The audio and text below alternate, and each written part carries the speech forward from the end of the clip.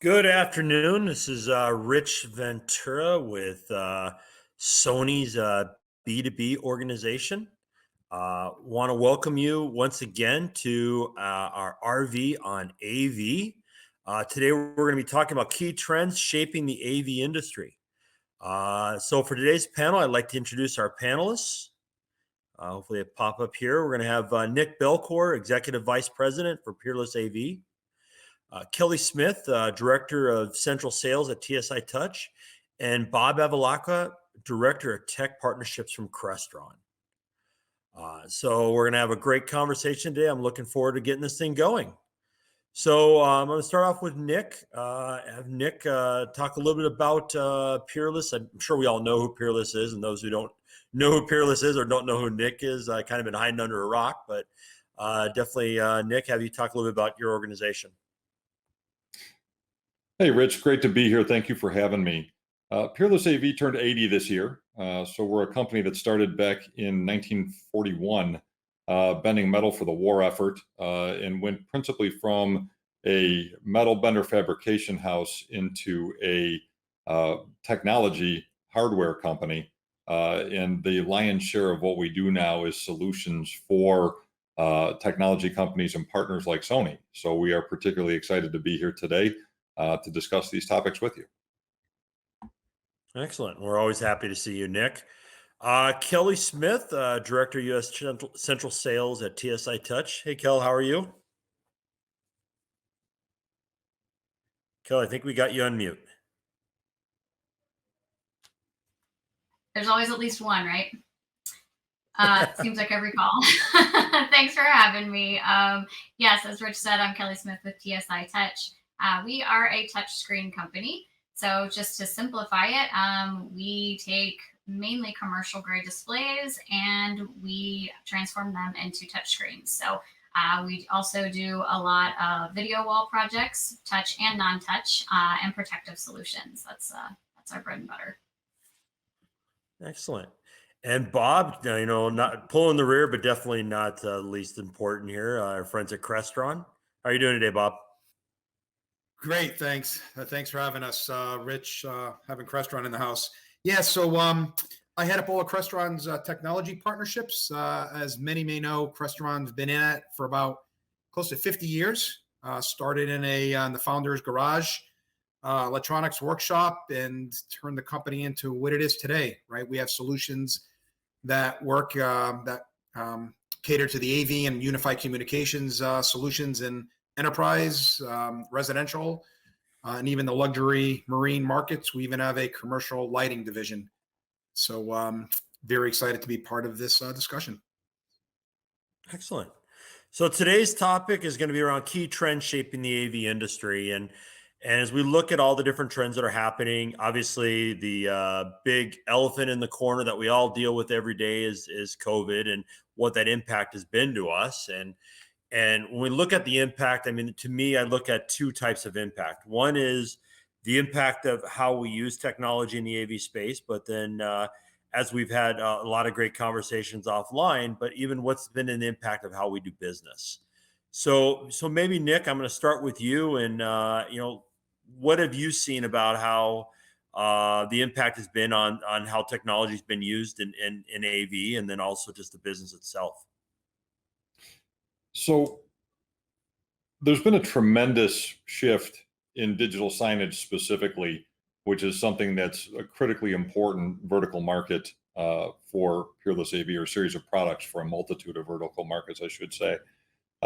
With COVID specifically, it has really signaled more of the death of print signage because of the rapidly evolving nature of mandates, safety protocols, business protocols, and the ability to communicate that information real time to people.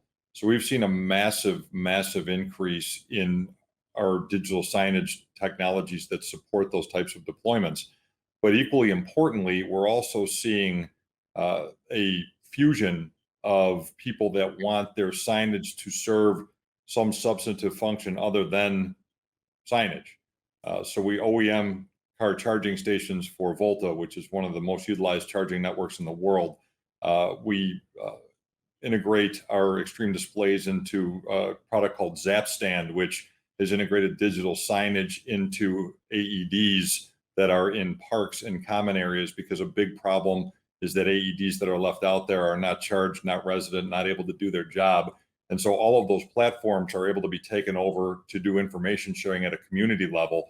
And we're starting to see more and more interest in integrating signage into products that actually bring tremendous value beyond just the signage into the communities that they serve. Cool. So Nick, one of the things I think has been interesting, you bring up is really we've talked about signage for, gosh, I mean, you and I have been on doing DSE and all these different events around digital signage forever. Has these last 12 months, have we seen just even more of a transformation in digital signage than we've ever seen before? Or is it just naturally what we've been talking about for the last 15 years? I think it's gone geometric the last year and a half to 2 years. When you look at what everyone on your panel today does in terms of the supporting of digital signage, we all knew that it was going to be big, and it was getting very, very big.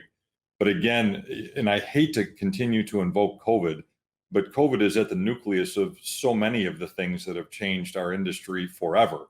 And digital signage is principal among those things. I'm in Florida right now at Infocom, and Florida has no rules. But I come from Chicago organically, and we are replete with rules. And so what's amazing about digital signage for people who have it deployed nationally is they have the ability to control that content and to control whatever their admissions criteria are for buildings, for restaurants, for things of that nature, in a very meaningful, very environmentally responsible way. Whereas there was less of a commanding drive to do that because it was all about the monetization of the digital signage before. Now it's a true hybrid of the monetization of that signage, along with the community service and responsibility that goes along with that signage within the community. So Bob, you and I have been doing a lot of this stuff in the AV industry for quite a few years. I mean, how much have you seen the usage of the technology transform, especially in the last 12, 18 months? So a couple of shifts there. So over the last year, one of the shifts that Crestron has been seeing is how enterprises are repurposing their real estate to accommodate a hybrid workplace in which their traditional dedicated meeting rooms and offices are now being transformed into open collaboration spaces. And so with the hybrid workforce, organizations are reducing their real estate footprints and creating open spaces for employees to collaborate. And they're adopting hoteling spaces for workers to be able to be in the office when required. With all that noted, there's still a need to provide the audio video experiences to these areas so that employees can continue to engage in collaborative ways as they did prior to the pandemic. Another big shift that we have seen is the increased adoption of unified communication solutions, aka conferencing solutions that provide the conferencing platforms that employees need in order to collaborate with their internal and external constituents versus conducting face-to-face meetings. With the restrictions on travel and access to offices, these conferencing platforms are essential for uninterrupted remote collaboration. But again, finally, whether it's work in the office in new environments or remotely, the need for the AV solutions is as important now as it was prior to the onset of the pandemic. It just literally has shifted where it's located. Okay. So Kelly, working for a touch company, I know the first thing everybody started freaking out when we talked about COVID was touch. We can't touch these things, and you guys obviously at TSI, you guys really jumped into a PR moment and really talked about touch technology and the importance of touch and truly its safety and stuff. So, what have you guys seen from this change and this evolution that's happened in the last 18 months? Yeah, absolutely. I mean, when COVID first hit, we obviously saw everyone get a little scared of touch. But really, since things have settled down, our business has really taken off. I think folks would rather touch a screen instead of talk to a person in the public setting. We're seeing some really interesting trends in like healthcare. I'm quoting all kinds of touch projects in healthcare right now, which tells me that touching a screen must be safe, because they obviously have to. That's their number one concern is those health safety concerns. So yeah, I mean, it's actually, it definitely took a dip. There was a lot of scared folks out there, but it's really turned around, and we're on track to have a record year actually. So I think it's actually changing. It's going to change the landscape, I think, a bit. Even retailers we're seeing are implementing more touchscreens than ever before. I think part of that is some of the minimum wage changes, not wanting to hire folks, instead using technology. There have been some studies around the cost savings there. And then also they really need to pull people back into their stores. I, for one, and I think a lot of people are just a lot more comfortable with online shopping now, and they really want to get people back out there. So I'm seeing a lot of upgrades in the retail space. Okay. So Bob, when we look at AV and we think about your work, what everyone knows about Crestron, everyone knows about Sony, and even Peerless and TSI Touch, the conversation's been so heavily focused on hardware. And that's always been our conversation. How many pieces, how much metal can I get to mount? How many screens can I get? How many touch screens? How many controllers, DSPs, everything else? But I think what we've all seen, and you and I were talking through this a bit, there's been a much more of an emphasis now on software and cloud services and analytics and so on and so forth. And what at Crestron, what are you guys hearing and seeing when it comes to the industry, and what are maybe some areas that you're focusing on to help support that? Yeah, that's a great question. So traditionally, you mentioned hardware. Traditionally, Crestron has been a hardware company. We made our sales and our bread and butter on selling boxes. We had to pivot on that, and literally about a year ago, we never would have imagined getting into the software services business. But that is now an aggressive part of our roadmap, right? How do you provide AV as a service versus a straight up capital expense on a box, and what does that look like, right? So we're investing in those strategies. How do you license the technology? But more importantly, you mentioned cloud. So Crestron actually has a cloud management platform. It's called XIO Cloud, and it's built on Microsoft Azure. And just about every Crestron solution can be remotely managed and monitored through this platform. With features such as ServiceNow integrations can help clients to avoid the cost of rolling trucks when issues are discovered by providing analytics and early insights into the health of the connected solutions. The platform also has been incredibly useful for allowing clients to deploy hundreds, if not thousands, of devices from the seat of their desks remotely through the cloud. The instant devices connect to the network. So imagine somebody adopting, 150, 300, 400 room scheduling panels or unified communications phones, if you will. The minute the LAN connections are connected, the devices go up to the Crestron ecosystem, XIO Cloud, and Azure. All the configurations, the handshake occurs, and everything gets pushed down within minutes. No on-site service to each room to configure, to configure the technology. And so now what we've done is we've evolved that technology to third-party companies such as Sony, right, who's embedding this technology into displays, so that now the displays become a native point seen in this connected ecosystem, right? Clients can now remotely manage these devices, turn them on, turn them off, schedule events. In the near future, the ability to manage firmware deployments and get analytics into the health of those devices. So it's amazing, a year ago, cloud was a supplement, if you will, to an overall product strategy. Now the strategy can't exist without it. And we need to continue to leverage what it provides to provide cost efficiency to us and our clients. Perfect.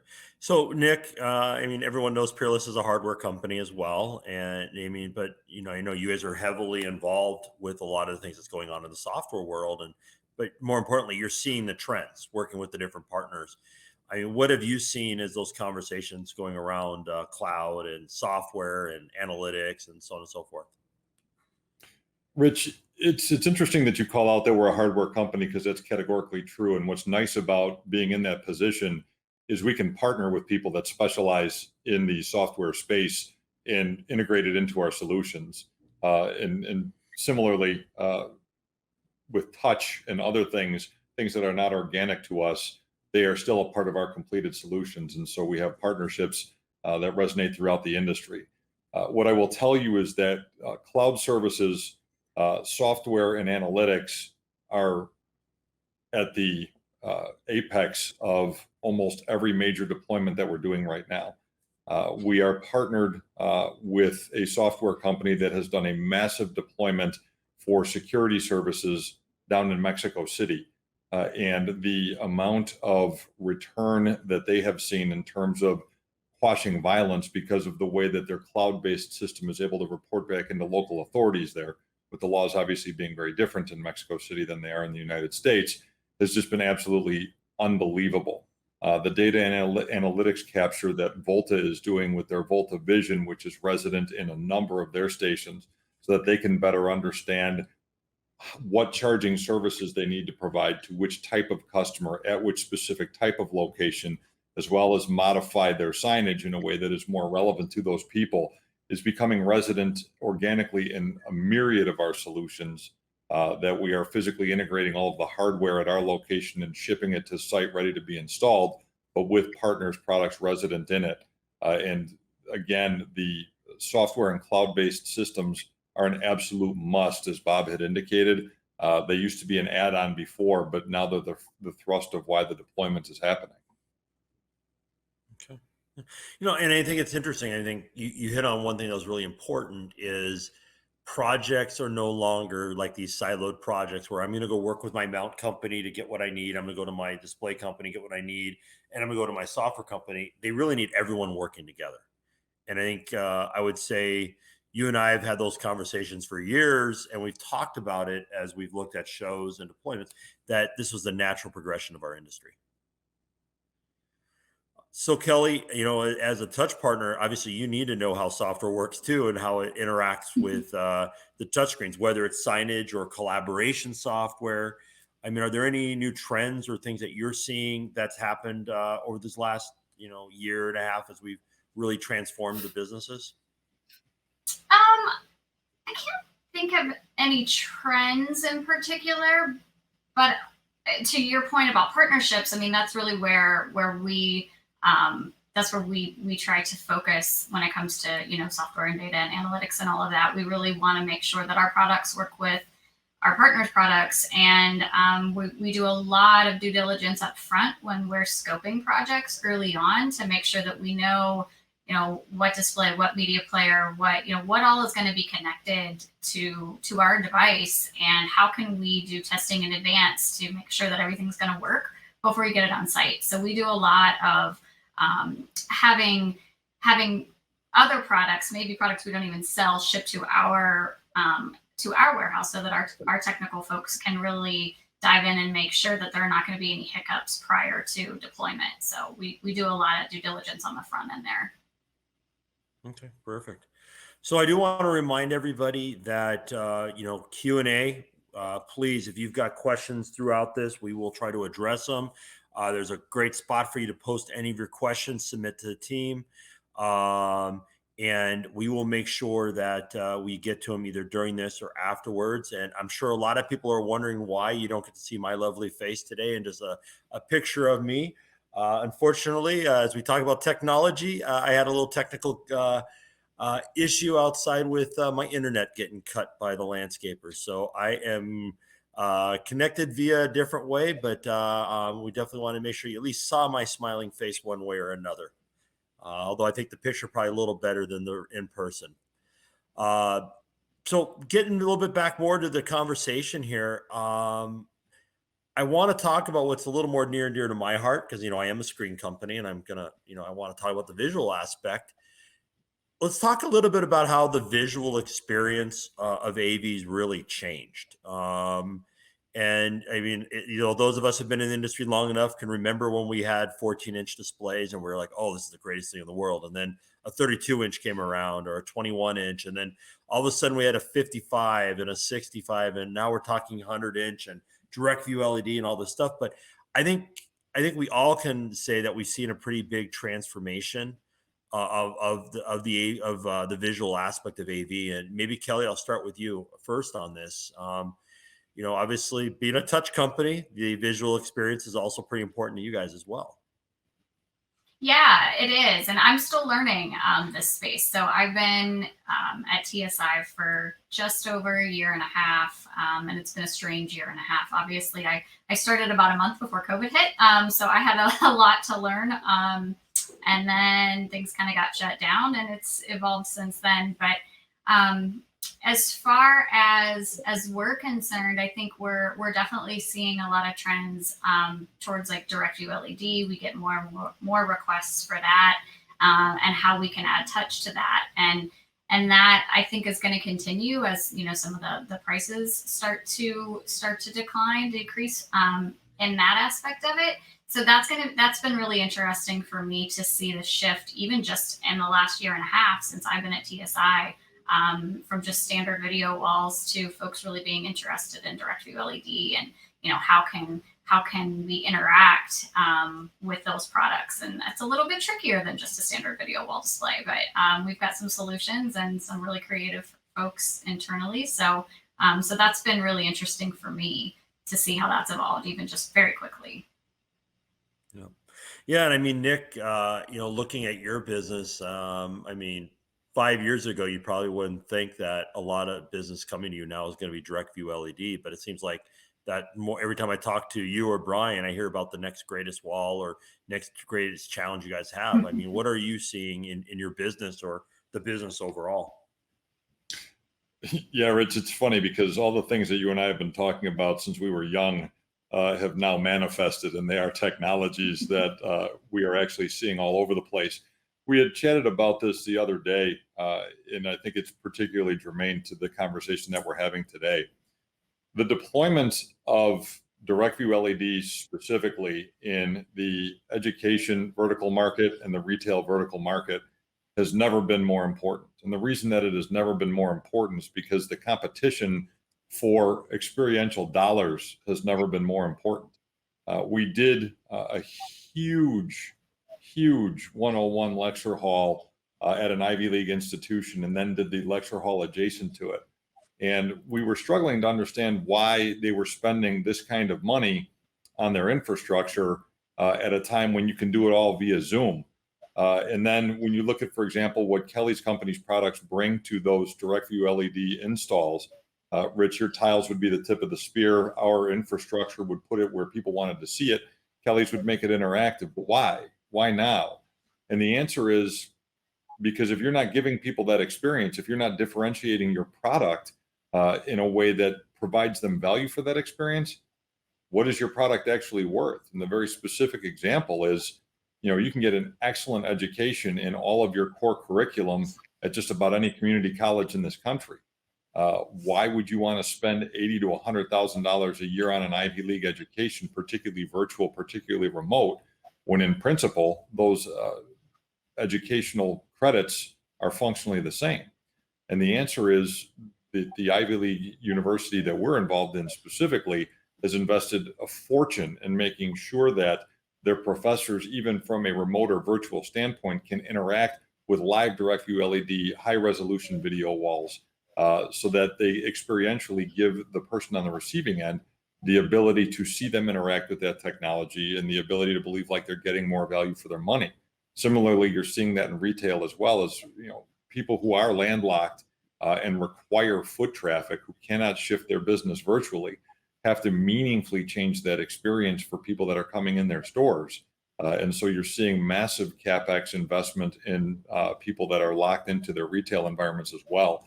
So we've just seen a meteoric rise in our requests specifically for custom direct view LED install, much more so than the standard, which is where I misfired. I really thought that, the replacement of the standard 2x2 LCD video walls was going to be where the thrust of our business would be. And while that's nice business and I'm grateful to have it, nobody really wants that. They want the direct view LED to do exactly what they want it to do when they're creating an experience. In a corporate environment or in a structured K through 12 environment is where you're seeing the replacement of the 2x2 video walls. that are flat to wall, but it's been amazing to see what people are doing with these technologies to up the ante and compete for those dollars. No, it is, and it's no secret. We've invested for a long time in the micro LED space, and we're definitely seeing that growth. And not even just there, but we're even seeing that growth in larger than 75-inch displays. We're seeing just massive amounts of 75, 85, and 100-inch going into some of these projects where maybe they couldn't afford the LED at that size, but they still need that large visual experience. So we're definitely still seeing those panels continue to grow and grow in application use. Bob, from what you're seeing over at Crestron, I mean, you guys are being asked to make sure your systems work with all kinds of display technology. And I think you probably So, haven't seen. Go ahead. Yeah. So, I mean, when you think about the visual aspect, you tend to think about what are those endpoint devices that actually display the video part of the AV experience, right? For both entertainment and or collaboration, residential or commercial settings. What we've personally seen is many of the displays are now becoming more smart than ever, right? And as brands are pivoting from competing to just provide the next version of 4 or even 8K resolutions, the story isn't all about the brightest and best anymore. It's what native applications can support streaming services, digital signage applications, as well as the ability for integrators, right, to configure embedded settings such as communication interfaces, port reassigns, and other features that would enable the device to behave in an ecosystem in which the AV and the environment is being controlled by a control platform such as Crestron. I will say Sony continues to be one of the largest brands that continually adopts what I like to refer to as the Crestron technology stack. So their displays can coexist seamlessly in any Crestron ecosystem. So it's more about, to summarize, it's not about the brightest and the most colorful, right? Those are table stakes. It's about what can I do with these displays? I'm a client who's out for for RFP, and I'm looking at purchasing a bunch of these units. Can they coexist, and what else can I do with them to extend my purchase value? Okay. Oh, perfect. So I think one of the things that's been really interesting as we talk about pivoting and all the things that we've done is the applications that we've deployed or we've seen within our customers have changed quite a bit. If you think about 2 years ago, let's just kind of do a little step back here. When we talked about collaboration, we pretty much talked about a huddle room, or we talked about a collab room, maybe with a touchscreen. Today, when we talk about collaboration, it's Microsoft Teams, it's Zoom, it's video collaboration, it's Office 365, it's all these different things. And when we talked about digital out of home in the advertising side a couple of years ago, we were still talking very heavy print, and today we see it growing more and more into digital. So if we look at a lot of the applications that you've been focusing on your business, what applications have you seen? Maybe let's start the easy way. What applications have you seen growth in with your partners? And has any of that surprised any of you? And maybe what tools out there are you seeing being deployed a little bit more than before? Maybe Nick, I'll start with you. I almost started talking before coming off of mute. I'm glad I caught myself. I didn't want to do it. I briefly touched on this before, Rich, but where we are seeing the largest thrust, just for Peerless as a company, is again in education. I wasn't sure what the investment was going to be in education, and you mentioned it earlier because so much of it was remote and it's so dependent geographically on where we are going to be deploying products, because California's got one set of rules versus Florida that's got another set of rules. And when you look at your large format products, Rich, as you said, we were not expecting the physical expenditures in physical classroom that we have seen. And that's been replicated in hospitality as well. So the success that Sony has had, along with a number of our other OEM partners in those vertical markets, has led to a significant need for an increase in hardware to deploy those. And so our carts and stands, which have not been a focal point for us prior to these verticals really coming back online, it's been all we can do to keep up with the demand that you guys are creating, Rich, for us in those markets, because everyone is looking to deploy. Because when you look at what they're looking to do with Bob's product, huddle spaces are less of a thing because there's more space in the office. People are rotating the time that they're going into the office. And so the irony is, while we were getting smaller and discrete before COVID, we now have more room to work with because there's fewer people in the office, and we're going larger, more interactive, and more experiential since COVID. And so those are some of the changes that we've seen really substantially that we were not previously predicting. Okay. Hey, Bob, what do you think? I'm going to do the same thing that Nick did. I just hit the unmute button. So, so from our perspective, we've seen an increase in manufacturers who offer touch collaboration displays. There's been an uptick in, okay, what are the newest technologies that enable collaboration, right? Getting in front of a group of people, whether you're in a meeting or remotely, and touching the display and showing content is something that we've seen an increase in. But other things such as digital dry erase presentation solutions that capture what you're thinking of, what you're conveying to your audience, and projecting that to your remote constituents.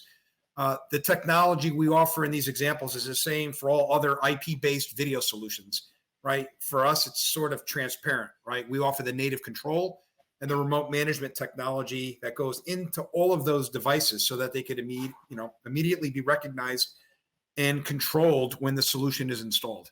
I think it's pretty much stayed consistent, but touch, definitely we've seen there's been an increase in those touch manufacturers that want to be able to market their devices as being seamlessly integrated, embedding the entire ecosystem of remote controllability and management. Okay. So, Kel, you joined. You joined TSI right around the same time I joined Sony. So we both got a lot of baptism by fire these last 18 months.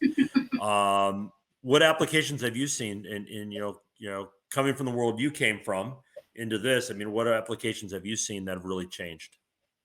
Yeah, I guess I don't know I don't know about from like an end user standpoint, but I think internally at TSI, as far as collaboration goes, I mean, we rarely used Microsoft Teams before, right? When I first started, and now we use it constantly, daily. We're always on video chat. And I think it's really bringing us together as a company when we can't be together, which has been incredible, I think, for all of us that are working from home, and, we don't get to see our teammates. So I feel like Microsoft Teams for us has really just been a great application to bring us all together when we can't be together.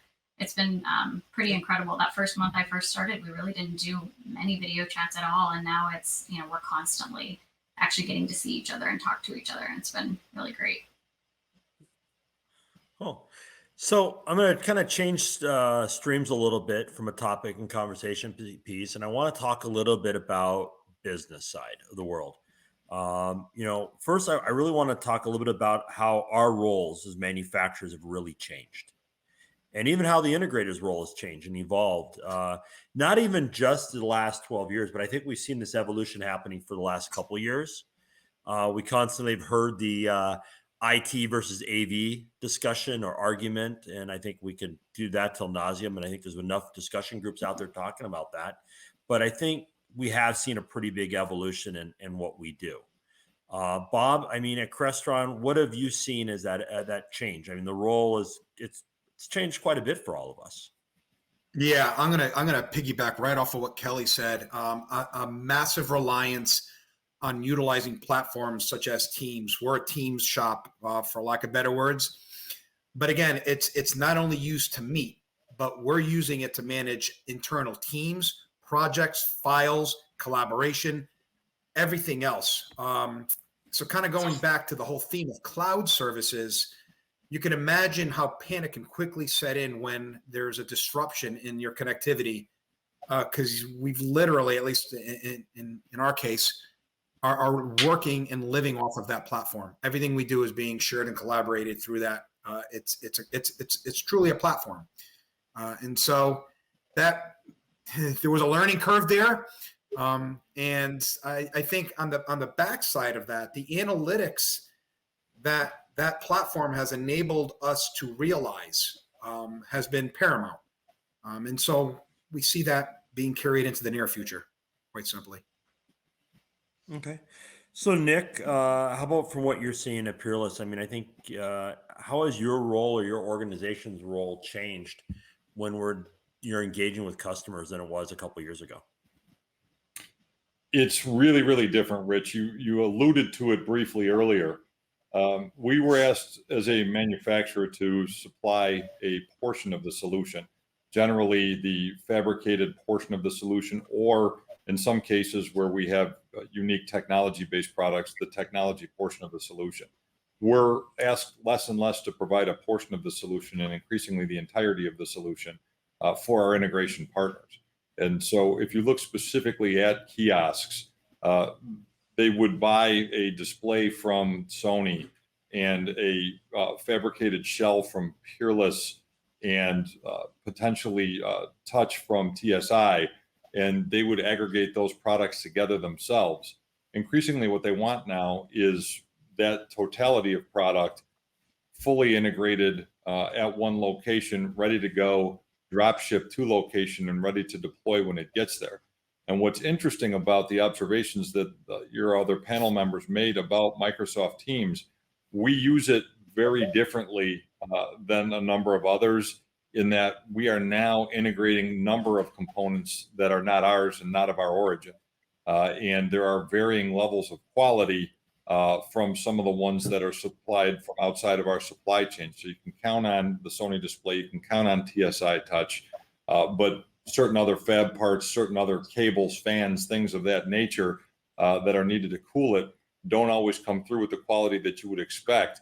And so we've actually used Teams and camera systems to have live interactive meetings with our engineering teams and our integrators so that they can see changes perhaps that we've had to make on the fly to improve thermal dynamics or to improve mounting apparatus because of changes in the construction. And we've been able to physically show them the things that we are doing so that they can work in real time to make those changes themselves to the environment where our products are going to go. And so it's just a much more completed solution sale than it's ever been in the history of the company. And not to keep hearkening back to Volta or Zapstand or Blue Planet Energy, but those are immensely complex products that not only require all of the low voltage digital out of home solutions inside of them, but also either power storage and high voltage for charging. And we are doing the totality of that in-house now, palletizing and drop shipping to the locations where they're going to be deployed. So it's a paradigm shift from what we were doing before. Okay. So Kelly, I mean, with TSI, you guys kind of sit in between a manufacturer and an integrator. Mm-hmm. You have a very unique thing, right? You're taking products from different, the different components, and you're building something new. So that's where the manufacturing side of it is. But you're also an integrator because you're designing and integrating the technology, but you're also working with the customers. That's a pretty big change for how people are used to talking to companies. Yeah, absolutely. We're a really interesting place too, because we're also looked at as a consultant. And we prefer that because we want to make sure that we are manufacturing and providing the product that is best for the project. And so we want to do a lot of upfront discovery to make sure we understand exactly how the touchscreen is going to be used. Believe it or not all one touchscreen fits all applications, and there's a lot of different customizations we can do. We definitely have some standard products, but we really try to, to Nick's point, act more as a consultant early on, because we really want to make sure that our product is the product that we're providing is the best product for the project. We do a lot of consulting and just working with our partners. I mean, even Nick's got some enclosures that if I can get the drawings in advance, we can design the touchscreen to fit, best. And we do use Microsoft Teams a lot for those collaborative discussions early on. Again, to how Nick said, we definitely use video more than we ever did before COVID. And I think that it's actually been able to speed up some of our projects, because we're able to get some of that nitty gritty down early on, instead of finding out after the fact when something's shipped that, a little tweak should have been made. We can usually find that out early on now. And I don't think that, before COVID, like, we just didn't use video chat like we do now. And I think everyone's a lot more comfortable with it. And I think it's really improving the experience. Mm-hmm. Okay. So, I think the kind of talking back on the business side, I think one of the areas that we all are faced with from a challenge perspective has been this wonderful thing called supply chain. And I think we were talking about this before earlier, just how crazy supply chain has become.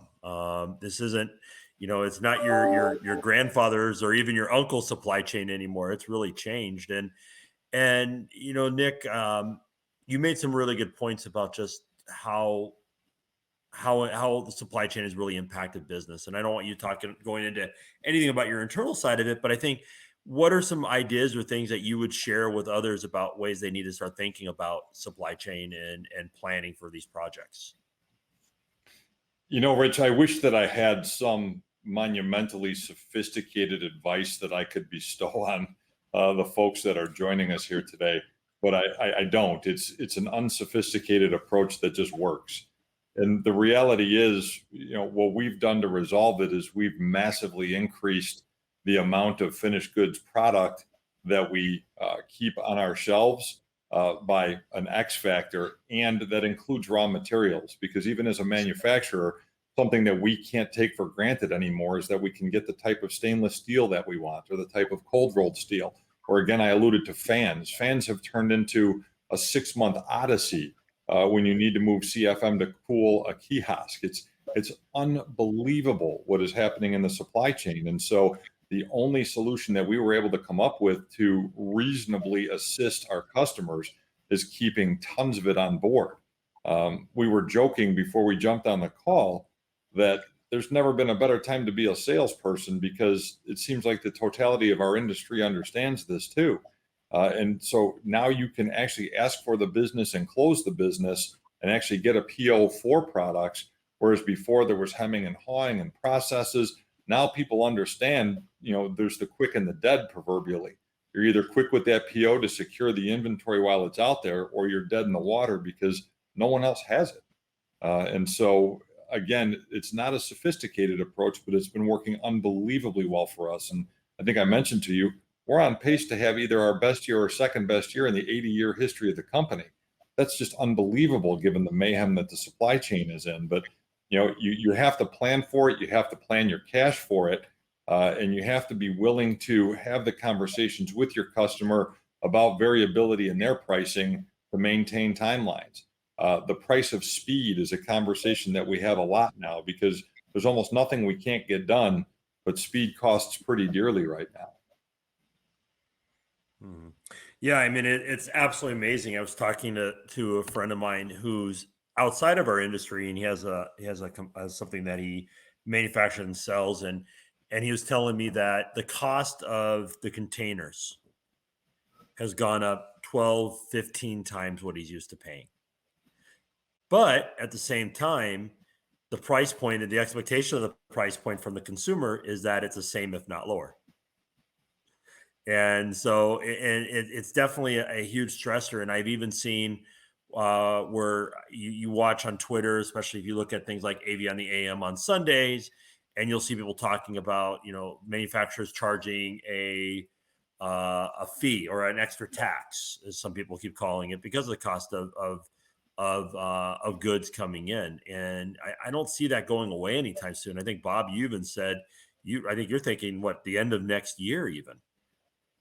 Yeah, it's, Nick hit it on just about every point, right? The theme is, we've been telling all of our RSMs to tell your clients, get your orders in, first out. it's a sales opportunity. And I think to benefit or to help is the clients buying the solutions. They get it. They're finally understanding. They're not reacting like, what do you mean I can't get this product for the next 2 months? So the fact that they get it helps land the PO sooner, right? And that just gets them in the queue. The risk there is, like Nick had said, Crestron, we have a lot of components that go into a lot of our solutions. We have our own manufacturing facilities. We have relationships that are so deep in bed with these manufacturers. But even given that, there is no guarantee you're going to get the product when needed. We're paying 400 times what a component would cost just to keep the line running. And you got to balance that risk, right? You don't want the technology going stale when it's sitting on your shelf, right? Firmware, chips, architecture changes overnight. And so you have to manage that ebb and flow with your purchase. I think it's, but yeah, Rich, there are some situations where some products I'm seeing estimates of fulfillment that are going out to mid 2022. I mean, it's scary. If I was an RSM, I'd be afraid. How do you break the news to your client who's building out a room or an office that this component may not hit your dock until June of next year? But that's the reality. Yeah, it is. And you know what I worry about when you go into a supply chain environment like we're all in today is how much is that going to stymie innovation? We all want to come out with the latest and greatest next thing. However, if the latest and greatest next thing requires chip XYZ or panel ABC, and you can't get that, or on the flip side is we all know that because of delays of maybe a chip, we're also seeing overstocking of excess inventory of other components, which you need to burn through. So it'll be interesting to see how much innovation gets stymied, or does innovation change? Does innovation always have to be a hardware innovation, right? And we talked about that earlier about the transformation that we're seeing with software and cloud services. But does that now lead more of the innovation now that we're doing something that's, I don't want to say it's not tangible, but it's software, it's cloud, it's services, Right. it's stuff Right. like that. Right. I remember being at Infocom at a panel discussion, I think that Whitlock had hosted a couple of years back on AV as a service. And that concept was just being scratched at the surface, right? There were a bunch of dealers and manufacturers that were sitting in the room and questions were being posed. And, it was like, geez, that's an interesting concept. And then the finance brain started to kick in. How do you depreciate the asset once it comes back? And what does that look like from a cost? And we left the panel discussion like, yeah, it looks like that's an interesting conversation or a different model to look at, right? Where, you could rent or lease a solution and have to deal with it from a CapEx expenditure. I mean, Jesus, with what we're faced against now, that conversation is now front and center. It's, I'm a client. I don't want to, wait X amount of time for my product, and I don't want it to go bad. And my investment quickly becomes depreciated, pay as you go, and so manufacturers now have to build those models. How does Crestron provide AV distribution technology and control technologies in a software world versus in a box that sits behind a display that does the same thing? And so it's created a lot of challenges and a lot of opportunity. But I think it's also created new business models. And absolutely. I mean, you even look at what AVI Systems has done with some of their business models. I think everyone is looking at how Microsoft has done what they've done, right, and built out what they've done. But you look at, a perfect example is AVI's Velocity, the meeting room solution that they're doing. That truly is AV as a service, right? Which it'll be interesting to see how that can steamroll into other parts of the business as we do. So Kelly, thinking about, you guys have that unique discussion we just talked about a few minutes ago. You've got components coming overseas for the touch kits. You got to get the panels from us panel suppliers, and you got to get all that together. I'm sure it's really changed, or it's added that additional stressor into your supply chain or how you're delivering to your customers. It definitely has. I think we're doing a lot of what everybody else is doing too. We're stocking up on product.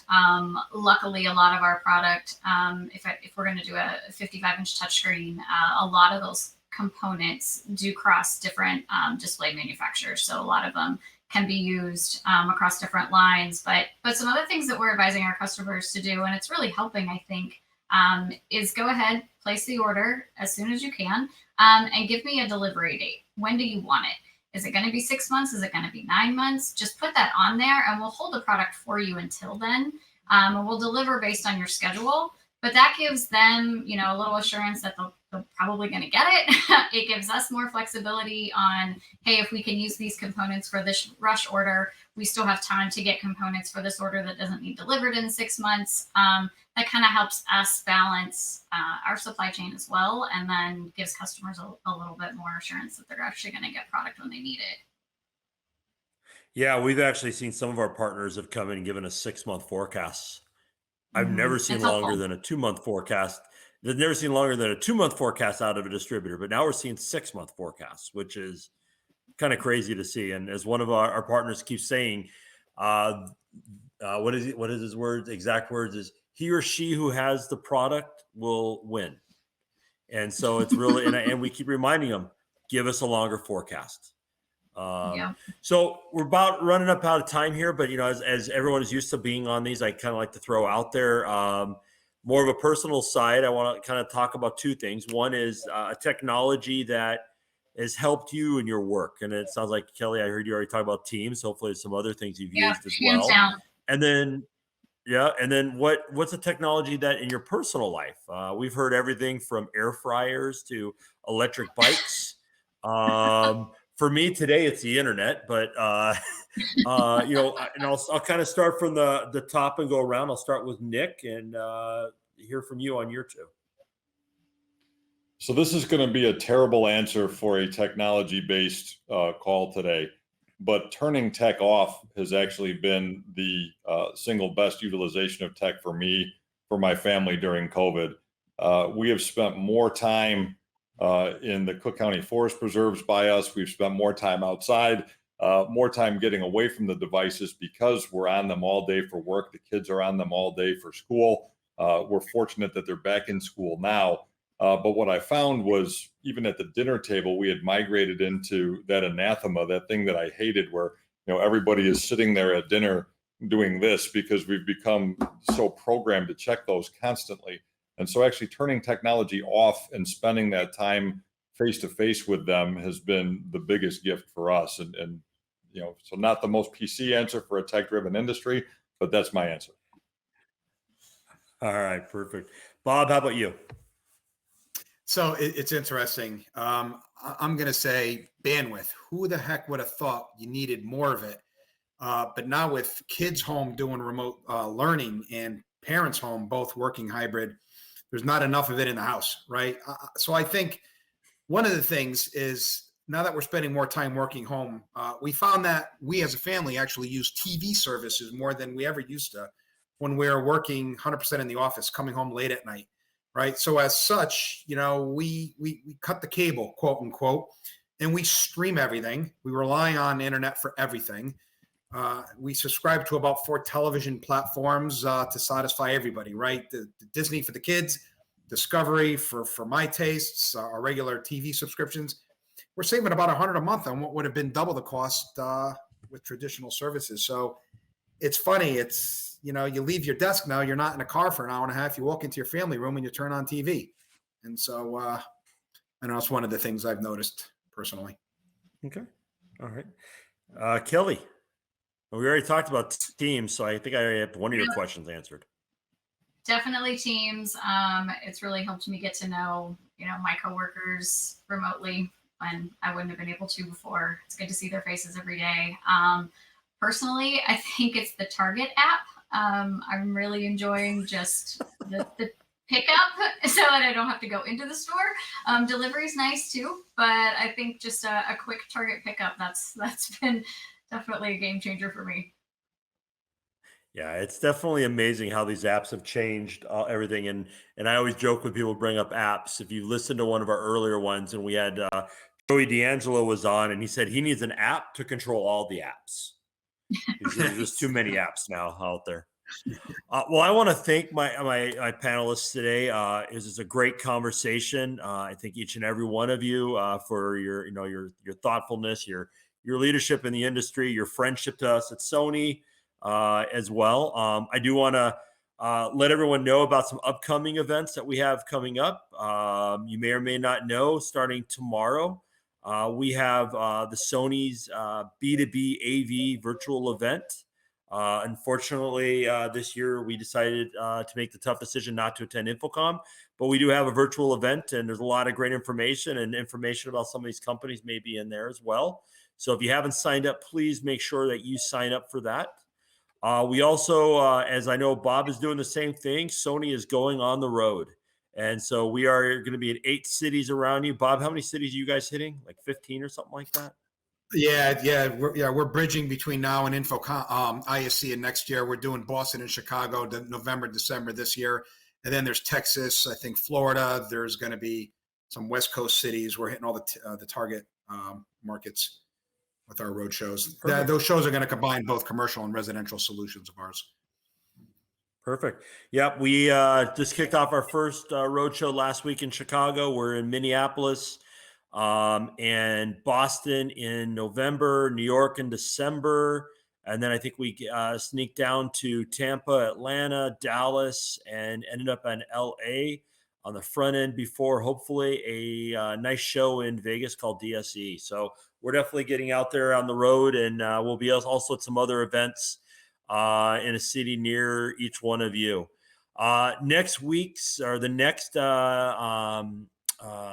Tech Tuesday that we have coming up will be in November 16th. And it'll be a Sony B2B roundtable, and you'll see some different individuals from my organization talking about what they do and how they can best work with each and every one of you. So please take some time to hop on and spend a little time with us on your Tuesday. Once again, I want to thank our panelists today, Nick, Bob, and Kelly. Thanks for spending time with us. Once again, I'm Rich Ventura with Sony's B2B organization, and have a great rest of the day. Thank you.